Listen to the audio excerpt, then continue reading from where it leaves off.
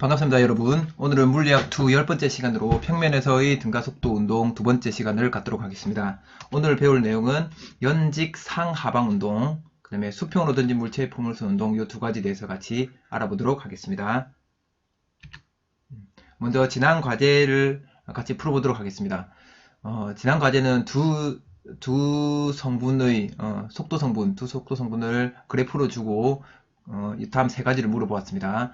0초일 때 원점을 통과하는 물체였습니다. 그럼 첫 번째 1초일 때 속력을 구해봅시다. 1초일 때 속력을 구하라는 거는 요 속력은 1초일 때 속력, 요 순간 속력이죠. 순간 속력은 역시 이건 뭐와 같냐면 순간 속도의 크기랑 같습니다. 그쵸. 순간은 그때의 빠르기가 얼마냐. 그 순간 빠르기 1초일 때 빠르기가 얼마냐. 그럼 그때 1초일 때 속도의 크기만 우리가 구해보면 되는 거죠.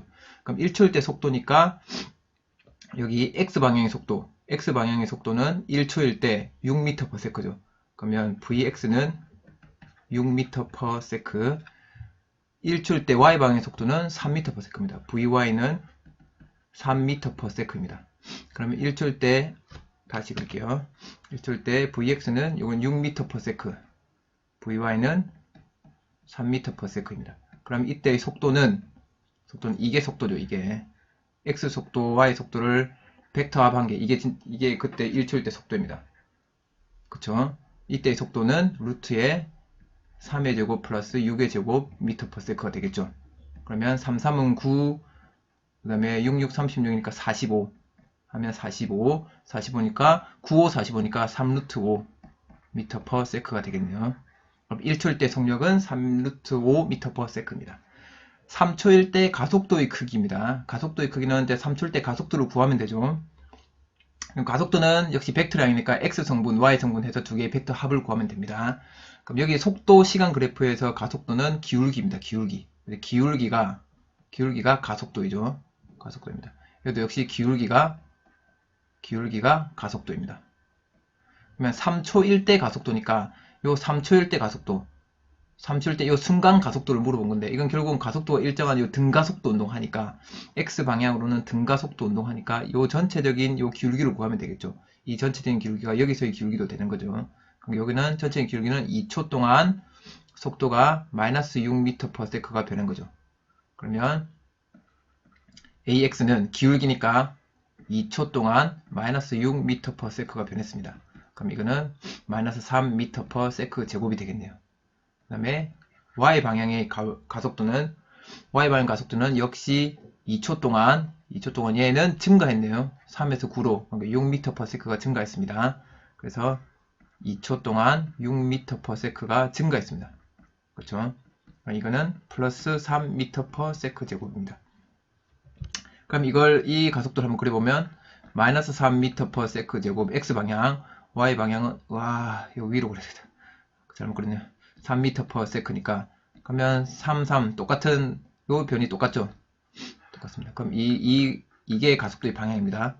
이 가속도의 크기는 A는 3루트 2 m/s 제곱이 되겠네요. 그렇죠? 그래서 가속도의 크기는 3루트 2 m/s 제곱입니다. 그 다음에 이제 파란색으로 좀 해봐야지. 4초일 때 위치를 구하랬으니까 그럼 x, y를 구하면 되는 거죠. 4초일 때 처음에 원점을 통과했으니까 총 변이를 구하면 돼요. X방향의 변이, Y방향의 변이를 구하면 됩니다. 변이. 그러면 0초일 때 원점이니까 여기다 그냥 변이 값이 그 다음 위치가 되는 거죠. 그럼 4초일 때 변이는 이 면적을 구하면 된다고 그랬습니다. 면적.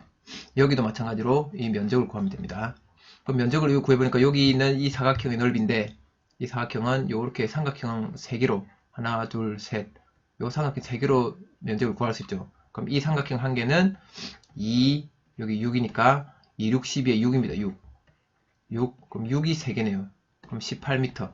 변이가 18m입니다. 이거는 여기 넓이가 6이고 그 다음에 여기 넓이가 6이죠. 그 다음에 이 삼각형 넓이는 요렇게 잘라보면 요렇게 보면 요 넓이가 요 넓이랑 같으니까 요걸 쏙 집어넣으면 되죠. 그럼 결국 이 사각형 넓이 구하는 거죠. 6입니다. 6. 그래서 여기 역시 18m입니다.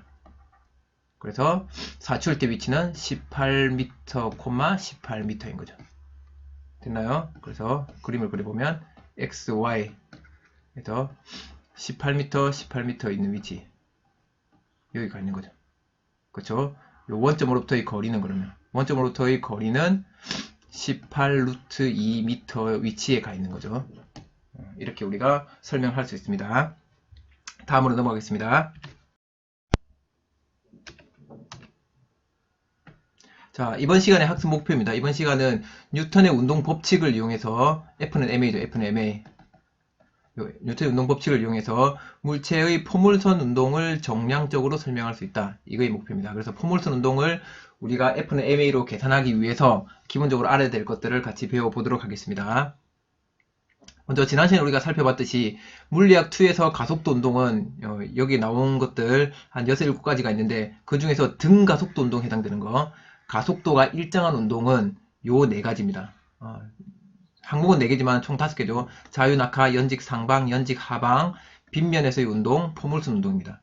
그 중에서 여기 자유낙하, 연직 하방, 연직 상방, 포물선 운동 얘들은 다 가속도가 얼마냐면 G입니다. 중력 가속도입니다. 중력 가속도. 중력 가속도로 등가속도 운동합니다. 그럼 중력 가속도로 등가속도 운동한단 말은 등가속도 운동한단 말은 R자임이 일정한 경우에 등가속도 운동을 하죠. 그러면 이 경우에는 중력 가속도로 가속도 일정하니까 여기 작용하는 R자임은 뭐라는 뜻일까요? 네, 맞습니다. 중력입니다. 중력. 여기는 R자임이 중력만이 R자임으로 작용합니다. 근데 빗면에서 운동하는 경우에는 R자임이 뭐라 그랬냐면 우리 앞에서 배웠습니다. 그지? 앞에서 R자임은 mg sin 세타였습니다. 그 빗면의 각도 요게 세타면 이 물체가 받는 R자임은 mg sin 세타였죠. 그럼 이때의 가속도는 어떤 가속도로 등가속도 운동하냐? 요거 g sin 세타가 가속도가 되는 거죠. 그래서 우리는 이미 얘들의 가속도가 뭔지는 이제 우리가 이미 아니까 이걸 바탕으로 여러 가지들을 생각해 보면 되겠습니다. 그 다음에 등속 원운동과 진자 운동은 등가속도 운동은 아니라 그냥 가속도 운동입니다. 얘들은 등속 원운동 같은 경우에는 크기는 일정하지만 그 가속도의 크기는 일정하지만 방향이 계속 바뀝니다. 방향이 계속 바뀌고 진자 운동은 크기와 방향이 계속 바뀌는 운동입니다. 그래서 얘들은 가속도 운동으로 우리가 설명할 수 있습니다. 등가속도 운동은 아닌 것입니다. 다음으로 넘어가겠습니다. 그럼 먼저 우리가 연직 상방 운동이 뭔지에 대해서 알아보도록 하겠습니다. 연직 상방 운동은 앞서 설명했듯이 등가속도 운동에 포함되고 등가속도 운동이고 이때의 가속도는 G라고 그랬습니다. G, 중력 가속도라고 그랬습니다. 그럼 이때 작용하는 R자임이 뭐라고 했습니까? R자임은 중력이라고 그랬죠. 그럼 중력이니까 우리는 물체의 질량을 m이라 그러면 mg가 R자임이 되는 거죠. 그래서 이 물체의 질량이 m이면 여기는 항상 이쪽 방향 중력이 mg만큼 작용하니까 얘가 운동하는 동안에는 계속 mg라는 R자임이 작용하는 겁니다. 그래서 아래쪽 방향으로 g라는 가속도를 얘는 갖게 되는 거죠. 그러니까 속도가 어느 방향의 속도만 변하냐면 아래쪽 방향, 이 방향, 수직 방향, 연직 방향의 속도만 변하는 겁니다. 그럼 여기서 연직 방향이란 뭐냐? 연직 방향이라는 거는 중력이 작용하는 방향입니다. 중력 작용 방향입니다. 방향과 나란한 방향. 그래서 중력의 방향과 나란한 방향을 연직 방향이라고 합니다. 보통 우리가 이제 표현할 때 연직 방향이라는 말보다 수직 방향 뭐 이렇게 많이 표현해 요 수직 방향, 수평 방향 많이 하는데 정확하게 이야기하면 연직 방향, 수평 방향 이렇게 이야기하시면 되겠습니다. 보통 연직 방향은 이 수평면에 대해서는 수직한 이게 연직 방향에 해당되는 경우가 많습니다. 어쨌든 연직 방향이라는 것은 중력 방향과 나란한 방향이라고 생각하시면 됩니다. 그러면 연직 상방 운동은 뭐냐면 연직 상방이니까 위쪽 방향으로 물체를 처음에 V0라는 속도로 던진 겁니다. 연직 방향의 속도가 V0가 되게끔 처음에 던졌습니다. 던진 이후로는 이 물체에는 아무 힘도 작용하지 않고 오로지 중력만이, mg만이 작용하겠죠. 그럼 얘가 점점 올라가다가 속도가 점점 느려지겠죠. 느려지다가 어느 순간에는 정지합니다. 정지. 그럼 정지하는 요 순간의 요 지점을 뭐라 부르냐? 이 지점을 최고점이라고 합니다. 최고점에 도달할 때가 오겠죠. 그럼 이 최고점의 높이를 h라고 합시다. 그 다음에 최고점에 도달한 데까지 걸린 시간을 t라고 할게요. 그럼 이때 요 h랑 t 요걸 우리가 구할 수 있어야 됩니다. h랑 t. 그럼 우리가 한번 일단 그냥 한번 공식을 이용해서 바로 한번 가지 공식 한번 써볼게요. 왜 이래? 등가속도는 세 가지 공식. 첫 번째, 나중속도는 처음 속도 더하기 AT. 두 번째, 총 변이는 V0T 플러스 2분의 1 AT 제곱. 그 다음에 요 1, 2분을 연립해서 풀면 V제곱 마이너스 V0 제곱은 나중속도 제곱 빼기 처음속도 제곱은 2AS. 이렇게 되죠. 됐죠? 그러면 걸린 시간을 구하는 방법은 얘랑 얘입니다. 근데 얘는 요 2번 같은 경우는 요 S를, 요 높이를 알아야 되는 거죠. 그럼 높이를 지금 모르고 있으니까 우리가 걸린 시간을 구하려면 1번으로 밖에 못 구합니다. 그죠? 그럼 1번으로 한번 구해볼게요. 지금 파란색으로 쓰겠습니다. 그럼 여기서 나중속도, 처음 속도는 V0이고 나중속도는 정지했으니까 나중속도는 0이겠네요. 0. 그럼 1번을 그대로 가면 0은 V0, 그 다음 위쪽 방향을 선생님이 지금 V0의 요 방향을 플러스로 잡은 거죠. 그러면 요 가속도의 방향은 이쪽이 지금 플러스니까 요 가속도의 방향은 마이너스겠네요. 그럼 여기서 가속도는 중력 가속도라고 그랬으니까 중력만 작용하니까 중력 가속도가 작용하는데 마이너스 방향으로 작용합니다. 그죠? 그래서 V0 마이너스 GT가 됩니다. 이 말은 뭐냐면 V0는 속력으로 가는데 GT만큼 속력이 점점점 줄어들고 있다는 뜻이죠. 빼기니까 V0에서 점점점 줄어든다는 뜻입니다. 그래서 이걸 갖고 구해보면 T는 G분의 V0가 됩니다. 이게 최고점까지 도달 시간입니다. 그렇죠? 걸린 시간은 T는 G분의 V0가 되는 거예요. 그래서 처음 속도만 알면, 처음 빠르기만 알면, 처음 연직상방으로 연직상방운동 할 때는 처음 던졌을 때의 빠르기만 알면 바로 최고점까지 걸린 시간을 바로 구할 수 있는 거죠. 중력 가속도로 그 속도를 나눠주면 되는 겁니다.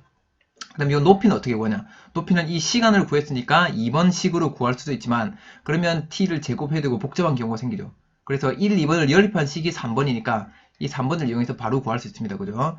왜냐하면 나중속도가 이게 0이라고 그랬으니까 그럼 3번식을 그대로 또 정리해보면 0 빼기 V0의 제곱은 2 곱하기 가속도는 마이너스 G죠. 마이너스 G 높이가 H입니다. 이동거리 최고점까지 높이가 H입니다. 그래서 정리해보면 H는 요거는 마이너스고 마이너스니까 플러스로 바뀌겠죠. 하면 2G분의 V0 제곱이 됩니다. 그래서 최고점 높이는 2G분의 V0 제곱으로 구할 수 있습니다. 이 최고점 높이는 2G분의 V0 제곱입니다.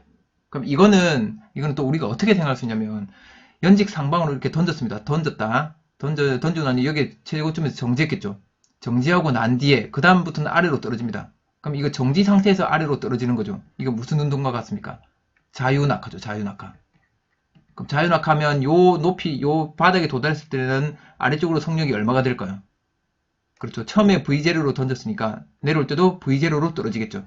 그럼 결국은 연직 상방 운동할 때 최고점 높이하고 걸린 시간을 구하는 것은 결국 뭐냐면 자유낙하 시켰을 때 바닥에 떨어진 속력이 만약에 V0라면 자유낙하 시켜서 바닥에서 속력이 V0라면 그때 낙하 시간하고 낙하 거리를 구하는 거랑 똑같습니다. 알겠죠? 그럼 이거는 우리가 저기 뒤에서 자유낙하할 때 다시 한번 해보도록 하겠습니다. 이거는 우리가 식으로 푼 거고, 그럼 이걸 그래프로 나타내서 한번 풀어보도록 하겠습니다. 그래프로 나타내려면 얘가 올라갔다가 다시 내려야 되죠. 그러니까 우리가 속도하고 미터 퍼 세크 시간 VT 그래프를 그렸을 때 올라갔다가 다시 내려오니까 처음에는 속도가 플러스 방향에다가 나중에는 속도가 마이너스 방향이 되니까 그래프가 아래쪽까지 연장돼야 되겠죠. 무슨 말인지 알겠죠? 아래쪽까지 연장돼야 됩니다. 처음에는 플러스 방향, 그 다음에 내려올 때는 마이너스 방향이니까. 그럼 처음에는 속도가 V0였습니다. V0인데 속도가 점점점 줄어듭니다. 점점점 줄어들다가 어느 순간 T라는 순간에 정지하겠죠. 요 최고점에서. 여기가 최고점이죠. 최고점. 정지하는 순간이고. 그 다음에는 속도가 이제는 마이너스 방향으로, 여기 있는 마이너스 방향으로 점점점점 늘어나겠죠. 근데 요 기울기는 어떻게 됩니까? 기울기는 중력 가속도 G로 같아야 됩니다. 쭉 내려오다가 속도가 어디 될 때까지 어디가 되면 지면에 도달하나요? 속도가 마이너스 V0가 되면 지면에 도달합니다. 그렇죠? 그럼 요까지가 T 걸렸으면 요까지는 몇 T 걸리십니까? 2T 걸리겠죠. 이건 뭐 당연하죠. 이거는 조금만 생각해보면 아니까. 그러면 요 삼각형 넓이가 의미하는 거, 요 면적이 결국은 높이죠. 높이. 최고점까지 높이가 되는 거고, 요 기울기는 마이너스 G 값이죠. 그렇죠. 중력 가속도, 이쪽은 마이너스 방향이니까.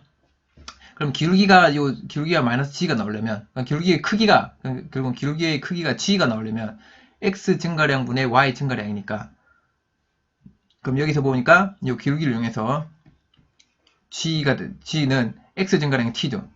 t분의 y 증가량은 v0입니다. v0. 이렇게 하면, 이 그래프상에서, 그래프는 이 기울기가 g가 되기 위해서 이 t는 얼마가 되어야 되냐? t는 g분의 v0가 되어야 되죠. 그래서 이렇게 그래프를 통해서 우리가 그래프에서 유추해서 구한 게 결국은 여기랑 값이 똑같죠. 똑같게 나옵니다. t는 g분의 v0 이렇게 나왔죠. 그럼 여기가 g분의 v0라고 해볼게요. 그럼 요 넓이를 구해봅시다. 넓이는 요 면적은 어떻게 구하냐? 2분의 1 곱하기 가로 곱하기 세로죠. 가로가 g분의 v0, 세로가 v0입니다. 그럼 얼마입니까? 2g분의 v0의 제곱이죠. 2g분의 v0 제곱.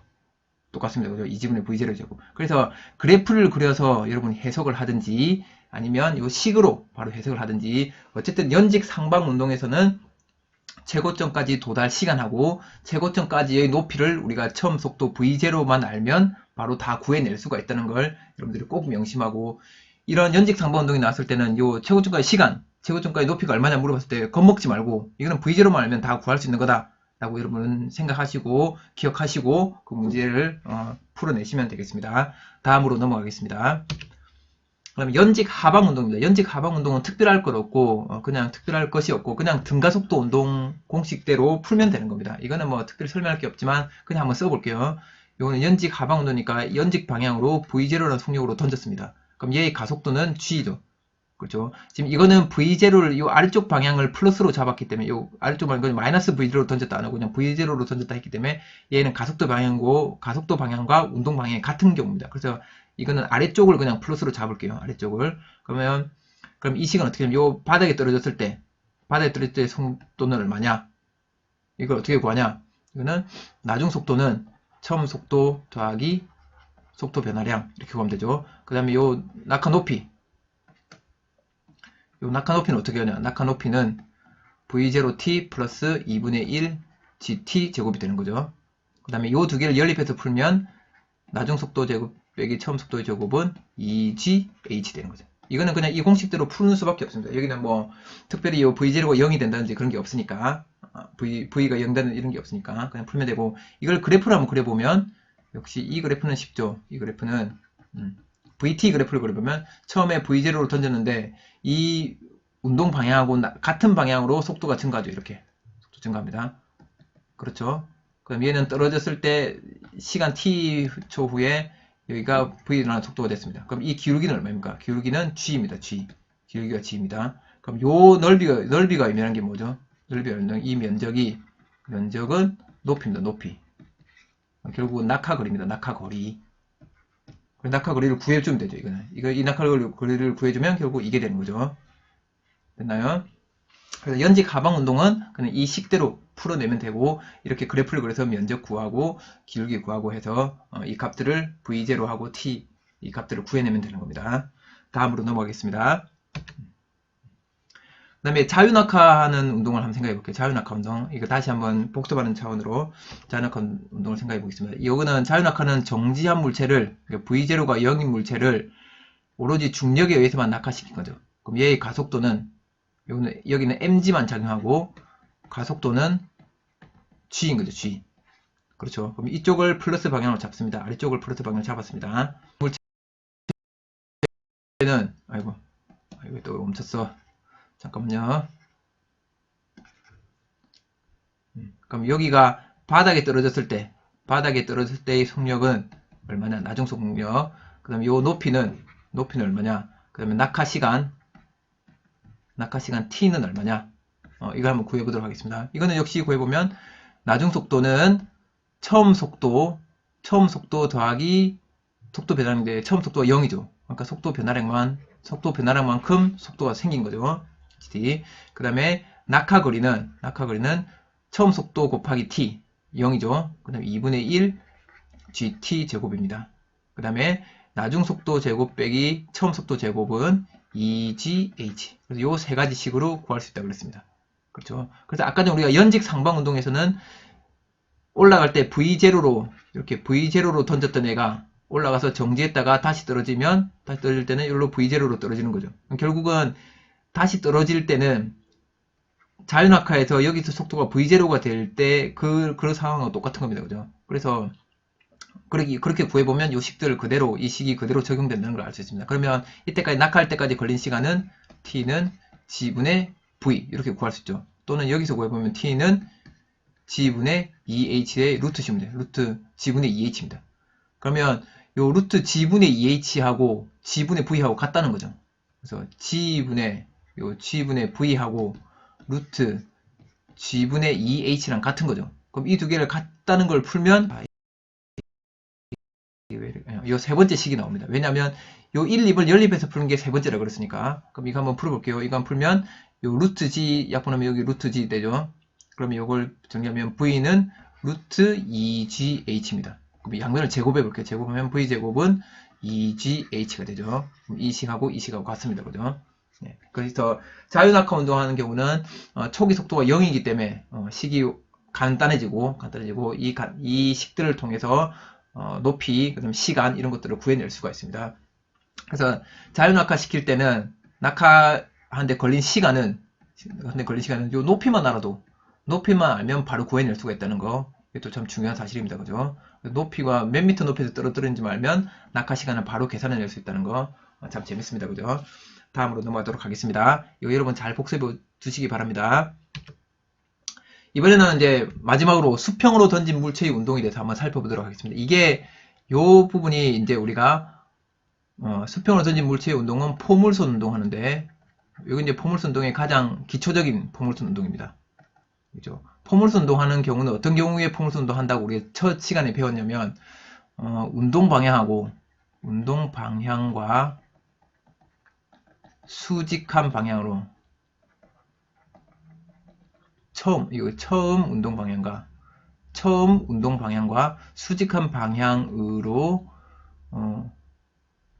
일정한 R자임 작용할 때. 알겠죠?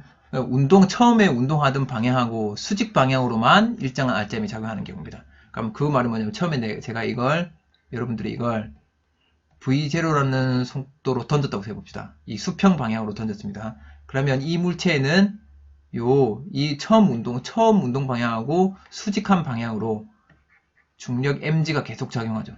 그래서 얘가 만약에 중력 mg가 작용 안 한다면 얘는 1초 후에 요만큼, 2초 후에 요만큼 똑같은 등 간격으로 이렇게 움직이겠죠. 이렇게 움직여. V0의 속력을 가니까 여기까지 1초 동안 여기까지 갔으면 그 다음에 1초 동안 여기까지 같은 거리를 가야 됩니다. 그죠? 그렇죠. 이거는 중력이 작용 안 할 때는 얘가 직선으로 쭉 가야 되는데, 중력이 작용하니까 얘가 앞으로 가는 거는 뭐 변함이 없는데, 이쪽으로 가는 건 변함이 없는데, 아래쪽으로도 점점점 얘가 위치가 변해야 됩니다. 힘이 작용하고 있으니까 아래쪽 속력이 늘어나야 됩니다. 그래서 아래쪽으로 처음에는 얘가 여기로 가는 게 아니라 요만큼 떨어져야 되죠. 요만큼 가야 됩니다. 그 다음에 그 다음에 또 여기서 앞으로 계속 가는 게 아니라 그 다음에 여기서 또 더 아래로 떨어져야 되죠. 그렇죠? 그 다음에 여기서도 앞으로만 계속 가는 게 아니라 더 아래로 떨어져야 됩니다. 그렇죠? 그래서 그 경로를 그려보니까 이렇게 되는 거죠. 됐나요? 이렇게 됩니다. 이게 바로 포물선 운동한다는 겁니다. 포물선 운동한다는 것입니다. 그럼 이런 운동을 분석할 때는 어렵게 생각하지 말고, 평면상의 운동은 결국은 두 개의 운동으로 나눌 수 있다고 그랬죠. 평면 이 벡터를 이 두 개의 벡터로 나눌 수 있습니다. x 벡터랑 y 벡터로, vx랑 vy로 나눌 수 있겠죠. 이렇게 나눠서 생각하면 됩니다. 그러면 일단은 x방향 vx는 어떻게 되냐? vx는 v0라는 속도로 등속도 운동한다는 걸 알 수 있습니다. 왜냐하면 x방향으로는 아무런 힘도 작용하지 않습니다. 그렇죠. 그럼 연직 방향인 y방향으로는 뭐 무슨 운동을 하냐? y방향으로는 얘가 정지에 있다가 점점점 아래로 떨어지는 거죠. 중력과 속도 g로. 그럼 결국 무슨 운동하는 겁니까? 자유낙하 운동하는 겁니다. 자유낙하. 그렇죠? 그러면 이때 이 바닥에 도착했을 때, 요 높이를 이제 일단 요 낙하는 높이를 h라고 둘게요. h라는 높이에서 이 물체를 수평 방향으로 던졌다고 합시다. 그럼 우리가 구할 건 뭐냐면 낙하 시간은 다른 말로는 어떻게 표현할 수 있냐면 수평면 도달 시간, t를 구할 수 있습니다. t가 얼마냐. 그 다음에 두 번째는 뭐냐면 여기부터 여기까지 수평 이동거리 R이 얼마냐, 이걸 구할 수 있습니다. 요 두 개를 한번 우리 구해보도록 하겠습니다. 그럼 낙하 시간이라는 거는, 낙하 시간을 어떻게 구하냐면 그냥 얘가 수직 방향으로 떨어진 거니까 h만큼 높이를 자유낙하는데 걸린 시간 구한 거죠. 그렇죠? 그래서 낙하 시간 같은 경우는 자유낙하는데 걸린 시간이니까 아까 우리가 구했지만 두 번째 식에서 h는 2분의 1 gt 제곱 이 식이 있었습니다. 그죠? 그래서 결국 t는 g분의 2h를 루트 씌우면 됩니다. 요게 낙하 시간입니다. 높이 h인 곳에서 자유낙하는데 걸린 시간, 이게 바로 수평 방향으로 던졌을 때 낙하하는 시간, 수평면 도달 시간, 이게 되는 거죠. 이렇게 구한다는 걸 여러분들이 이 원리를 알고 있어야 됩니다. 수평 방향으로 던졌을 때 수평면에 도달하는 시간을 어떻게 구하냐? 여기서 여기까지 자유낙하는데 걸린 시간을 구하면 되는 거죠. 됐나요? 정리 한번 해주세요. 그 다음에 두 번째 수평 이동거리 R은 어떻게 구하냐? R은 수평면을 이동한 거리는, 여기서 여기까지 가는데 이동한 거리는 결국은 요 똑같은 시간 t 동안 v0라는 속도로 갔을 때 얼마만큼 갔냐? 요 거리 구한 거잖아요. 요 거리. 그러니까 v0라는 속도로 t 동안 이동한 거리니까 얘는 v0 곱하기 t 하면 됩니다. 그러면 v0 있고 t가 루트 g분의 2h죠. 그럼 요거는 이렇게 구하면 되죠. 이렇게 구하면 됩니다. 됐나요? 그래서 수평 이동 거리는 보니까 수평 이동 거리를 결정하는 거는 처음 속도의 크기하고 높이입니다. 요 높이가 이 항이 낙하 시간이니까 수평면에 도달할 때까지 걸린 시간에 해당되니까 요 시간이 길어지려면 낙하 높이가 높아야 되겠죠. 낙하 높이가 높은 데서 던져야 수평면에 도달하는 이 바닥까지 떨어지는 시간이 길어지니까, 그래서 높이가 높을수록 그 다음에 여기 초기 속도가 클수록 얘가 수평 이동 거리는 길어지겠죠. 됐나요? 간단한 원리지만 우리가 식으로 나타내 보면 이렇습니다. 요 두 가지를 구할 수 있도록 해봅니다. 그 다음에 마지막으로 이 운동이 정말 포물선 운동인지를 우리가 한번 식을 세워서 한번 확인해 보도록 하겠습니다. 그럼 얘가 일단 요까지 가는 동안에 여기 위치를, 여기를 x, y라고 둬볼게요. 그럼 x 좌표하고 y 좌표를 한번 구해보도록 하겠습니다. 그럼 x 좌표랑 y 좌표가 어떻게 되는지를 한번 구해볼게요.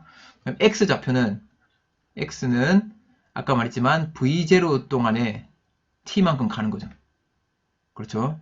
그럼 t만큼 가는 거고, 요 y 좌표라는 거는 요 길이가 여기를 원점으로 해봅시다. 0을 보면 여기에 y가 되겠죠. y.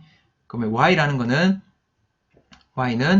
t초 동안 낙하 거리입니다. 여기까지 걸리는 시간을 t초라고 합시다. 그럼 t초 동안 낙하 거리니까 낙하 거리는 자유낙하한 거리죠. 그래서 h는 v0t 플러스 2분의 1 gt 제곱입니다. 그렇죠?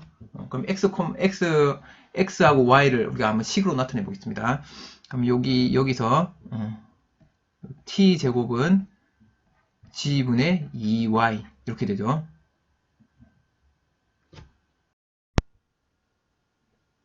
아니네. 우리가 이걸 이렇게 구할 필요가 없죠. 그죠? 여기서 보면 요 두 개, 이제 x하고 y 관계를 보니까 여기서 이제 t는 v0분의 x가 되죠. 그럼 요 t를 그대로 여기 집어넣으면 y는 2분의 1 g의 t제곱이니까 t제곱은 v0의 제곱분의 x제곱입니다.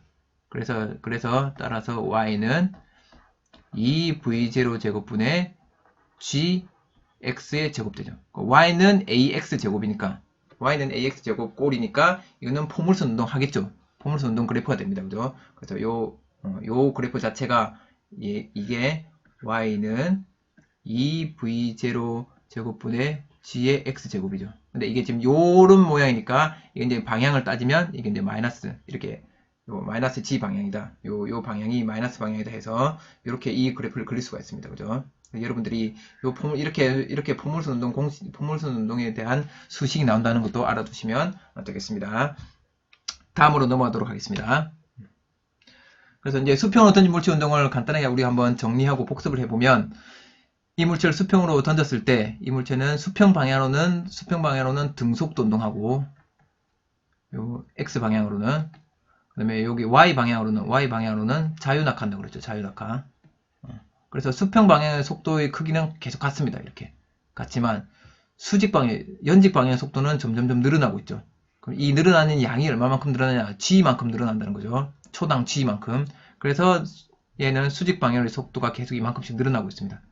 이게 이제 등가속도 운동하는 거죠. 그래서 가속도 G로 등가속도 운동한다는 것입니다. 그래서 어느 한 지점에서 요까지 가는데 걸린 시간을 T라고 하면 이까지 거리는 X는 V0T가 될 거고 X축 방향으로는 V0라는 등속도로 T만큼 간 거게 되는 거고 Y 방향으로는 자유낙하한 거니까 Y는 2분의 1 GT 제곱이 되는 겁니다. 그래서 얘랑 요 식을 Y하고 X에 대해서 나타내면 Y는 2V0 제곱분의 GX 제곱 이렇게 해서 포물선 식이 나온다는 거죠. 포물선 식이 나와서 요 경로가 포물선 경로가 되는 겁니다. 그다음 이때 이 점에서의 속도의 크기는 어떻게 구하냐? X 방향 속도, Y 방향 속도를 알면 이걸 루트 씌워서 제곱하면 되죠. 제곱에서 더해서 루트 씌우면 되는 거죠. 피타고라스 정리에 따라서. 그래서 여기서의 속도의 크기는 V0 제곱 플러스 GT의 제곱 해서 루트를 씌우면 됩니다. 됐죠? 그럼 이렇게 해서 여기 어느 한 지점에서의 속도의 크기도 우리가 구해낼 수 있습니다. X 방향 속도는 처음 속도랑 변함이 없고 다른 게 없고 Y 방향은 자유낙하에서 최종 속도가 되는 거니까. 그렇죠? 그래서 여기까지 떨어지는데 걸린 시간만 알면 그럼 여기까지 떨어지는데 걸린 시간은 어떻게 구하냐? 낙하 높이만 알면 바로 구할 수 있다고 그랬죠. 떨어지는데 걸린 시간은 낙하 높이만 알면 바로 구할 수 있고 그래서 그 시간을 아니까 여기서의 속력도 구할 수 있고 됐죠? 그럼 여기서 속력 Y방향 속력 알고 X방향 속력은 처음 속력하고 같으니까 요 두 개를 벡터 합성하면 여기서의 속도 방향과 속도의 크기를 구할 수가 있게 되는 것입니다. 이 포물선 운동을 여러분들이 지금 처음 접해서 어려울 수 있는데 잘 한번 다시 복습해서 기억해 두도록 합니다. 그럼 이걸 어떻게 활용하는지 한번 같이 연습 문제를 몇 개 풀어보도록 하겠습니다. 첫 번째, 교과서 32쪽에 있는 핵심 개념 확인하기 문제를 풀어보도록 하겠습니다. 지면으로부터 10m 높이에서, 그럼 10m 높이에서 뭔가를 떨어뜨렸다 그러면 높이를 알면 우리가 낙하 시간을 알 수 있다고 그랬죠. 그래서 지면으로부터 10m 높이에서 h가 10m 높이입니다. 여기서 수평 방향으로 10m/s로 던졌습니다. 이 v0가 10m/s입니다. 그럼 지면에 얘가 통통통통해서 포물선 운동에서 지면에 도달하겠죠. 그럼 지면에 도달할 때까지 걸린 시간과 그 다음에 수평 도달거리 R이 얼마냐? 수평 도달거리 R이 얼마냐? 구하는 겁니다.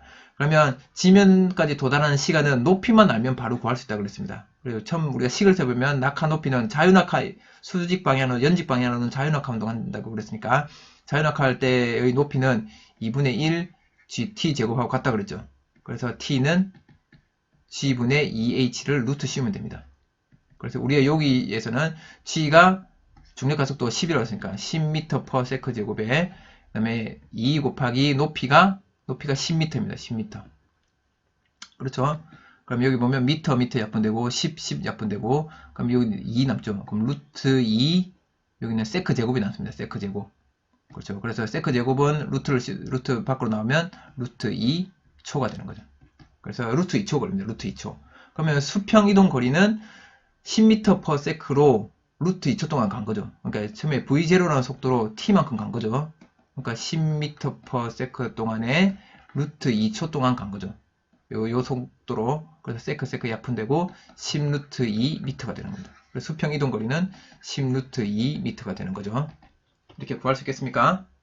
쉽습니다. 그죠? 이거 한 번만 풀어보면 이 원리를 좀 파악할 수 있을 것 같습니다. 됐나요?